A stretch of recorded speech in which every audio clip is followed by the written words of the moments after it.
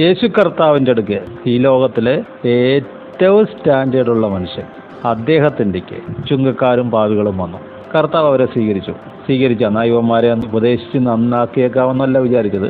അവരുടെ കൂടെ ഭക്ഷണം കഴിച്ചു, അവരുടെ കൂടെ വർത്തമാനം പറഞ്ഞിരുന്നു. പിന്നീട് കർത്താവ് പറഞ്ഞു, ഞാൻ നീതിമാന്മാരെ തേടിയല്ല വന്നത്, പാപികളെ തേടിയാവും. എന്നാൽ പാപികൾക്ക് ഉപദേശം എല്ലാവർക്കും വേണ്ടത്.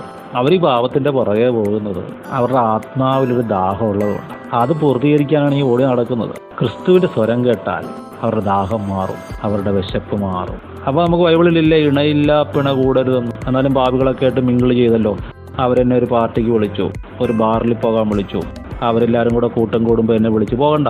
പക്ഷെ ചർച്ചിൽ നിന്റെ വീട്ടിൽ അവർ വന്നാൽ നീ അവരെ കൈക്കൊള്ളണം. യേശു ഇടപെട്ട പോലെ ഇടപെടണം, അവർക്ക് വേണ്ട സ്നേഹം കൊടുക്കണം. കാരണം അവർ നിന്റെ വീട്ടിൽ വരുമ്പോൾ മൈൻഡ് സെറ്റ് വേറെയാണ്, അന്തരീക്ഷം വേറെയാണ്. അവർ നിന്നെ കേൾക്കാൻ വരുന്നത്, നീ അവരെ കേൾക്കാനല്ല പോകുന്നത്. കാരണം പാപം ഒരു രോഗമാണ്. ആ രോഗത്തിൻ്റെ ചികിത്സ യേശുവിൻ്റെ കയ്യിലേ ഉള്ളൂ. അതിൻ്റെ ഡോക്ടർ യേശു ക്രിസ്തുവാണ്, അവൻ്റെ അരുളപ്പാടാണ്.